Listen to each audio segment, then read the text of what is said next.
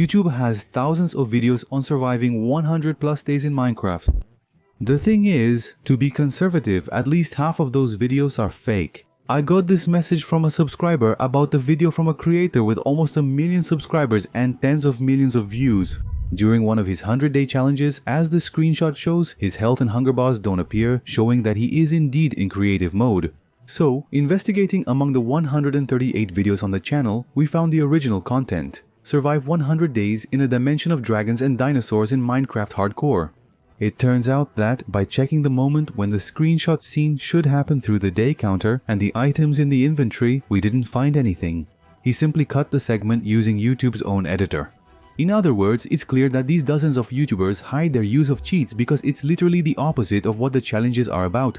If by chance the game mod leaked in a video, it would simply lose its appeal because probably all the other videos are fake too. And nowadays, with the use of programs and programming, if the guy's a little smart, I think it's possible to disguise it 100% and go completely unnoticed. But now, have FUSA Localo or even MrBeast ever leaked game mod during their 100-day challenges? Today we're going to investigate this and tell the story of how one of the biggest trends in Minecraft, or maybe even the biggest trend in the game's history, turned into a printer of fake and copied videos.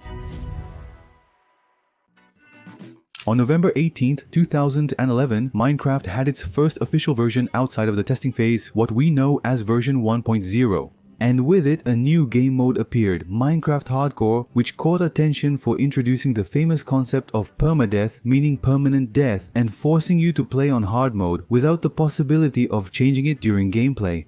This concept was already popular in other games. For instance, Gorafio had similar modes where you had to finish the game without dying or even taking damage. But in the case of our blocky game, because it's a very complicated mode and people were really into the standard gameplay, the hardcore mode wasn't very successful. That was until 4 years ago when a tragic event shook the whole community, the death of the YouTuber Fuse.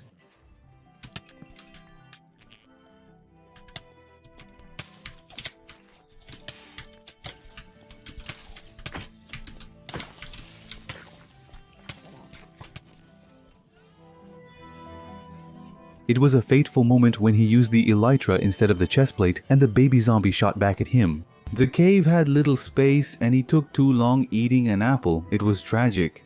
But since then, Fuse's popularity has skyrocketed globally, but fame came at a price. The cost of a 5-year hardcore world. And to be honest, no one with that much visibility had survived that long in a single hardcore world, and most people didn't even imagine that was completely possible.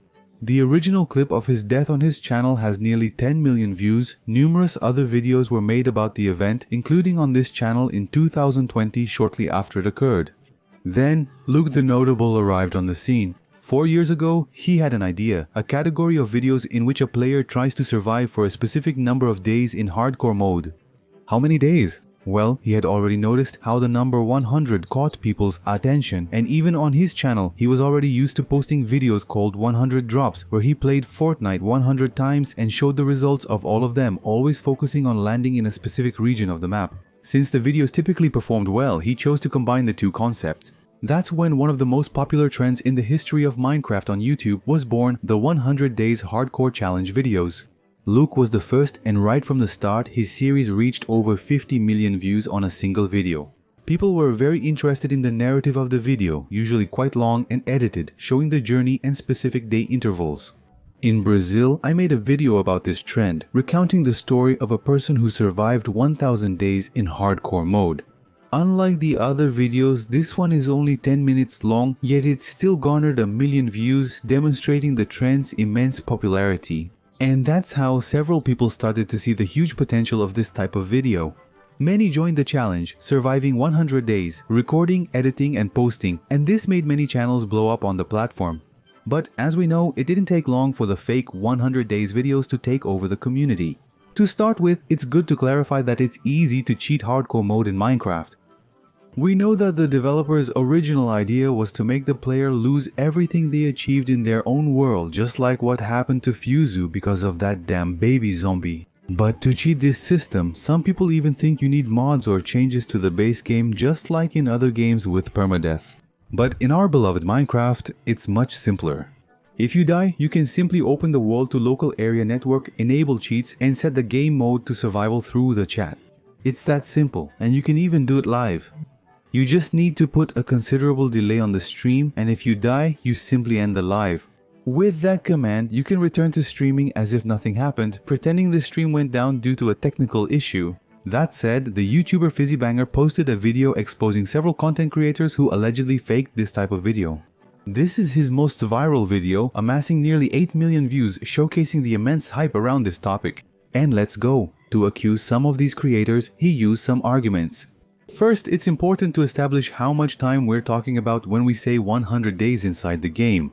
Each day in Minecraft lasts about 20 minutes, which means that, counting the nights, for a player to survive 100 days in-game, it would take about 33 real hours. And of course, the videos never last 33 hours, which means there's a lot of editing work, because even if the player slept through most of those days, it would still be more than 20 hours of content to edit and script, which would easily take much more work time than just 33 hours. Imagine playing for over 20 hours, rewatching it all, editing, scripting, narrating, and finalizing before having a completed video. The foreign YouTuber Fizbanger concluded that producing a single 100-day video would take a total of 70 hours. If you worked an absurd 5 hours a day on the video, which is unrealistic for someone who records other content and has a social life, it would take 14 days to post just one video, excluding rendering and upload time. It could be done faster, but it's not reasonable. Most legitimate creators who make 100-day videos like Look It's Notable very rarely manage to post more than one video a month. Tonagon, a popular Brazilian YouTuber known for his non-100-day challenge content, rarely posts more than one video per month due to the significant time and effort required. The energy needed to make something of that quality is huge, so you would quickly end up in burnout.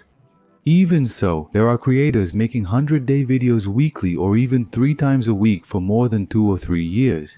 And that's completely inconceivable and already raises a lot of suspicions.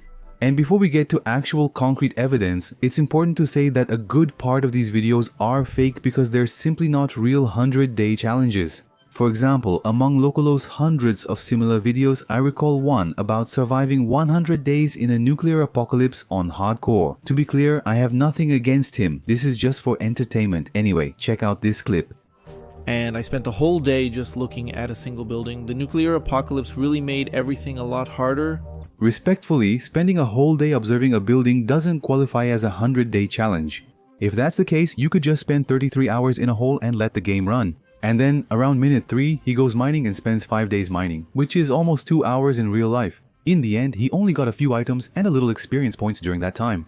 In my opinion, you could do a lot more in that time, and now I'm not even talking about Locolo, but most of these YouTubers make videos with an extremely fast-paced narrative and huge cuts. Some YouTubers rush through 100 days challenge videos, spending less than 10 hours recording instead of the minimum 20 hours needed just to have the title. However, well, to be honest, I admit that I didn't really look into it deeply, but moving on to more concrete evidence, I received these 2 comments from different subscribers. At the time, they basically said that at the exact same minute they saw Locolo using creative mode, and looking at the original video, we obviously wouldn't find this part mentioned since by then it would have already been removed.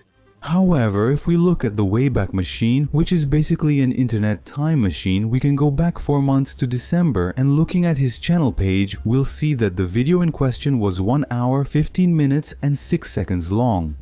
However, looking at that same video now, we'll see that it's 11 seconds shorter, which means there's a 99% chance that those 2 subscribers were telling the truth and Locolo did in fact cut that part of the video. What are the chances that 2 different witnesses would comment on exactly the same thing and we actually confirm that something was cut from the video? But anyway, in any case, if someone wants to, they can hide pretty much anything and the public would never notice. That controversy with Felipe Neto blew up in 2020, so it's been 4 years since then, so there must already be several commands, programs and ways for you to hide the use of cheats. In contrast to that, in some other cases, the fraud is so obvious that the YouTuber doesn't even bother to change the game's status.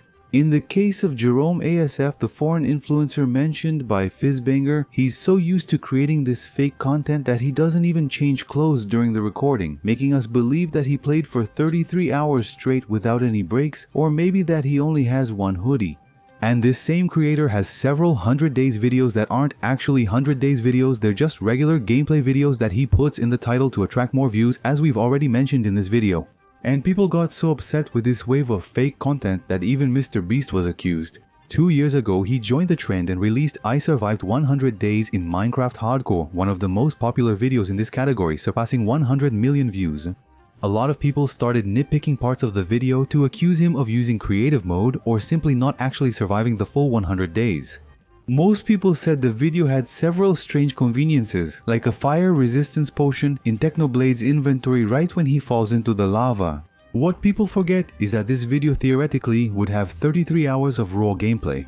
He was already in the nether, so it would be easy to get that potion by trading with piglins. No evidence came close to being conclusive, and he remains innocent until proven otherwise. Personally, I don't believe that surviving 33 hours in a square game would be very hard for someone who's already spent 7 days buried. On the other hand, some videos are fake in the most immoral way possible. They steal content from other people. There are channels that download the original videos and replace the original narration, usually in English, with any other language. This is more common than you think. It's literally a video copying machine. Alright, so what's the verdict? How problematic is it really to fake the 100 days videos? Well, I'd say it depends. Obviously, using cheats is literally the opposite of the challenge's purpose, so it wouldn't make any sense, but we know that YouTubers are just in it for the entertainment and also want the money coming into their account.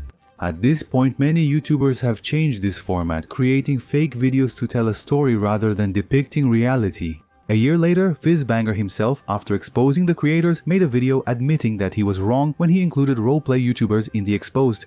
But now, in cases where the content is literally stolen or simply copied, it's definitely not cool, especially if the guy repeats this dozens of times. So here's the lesson for us to improve our content creation.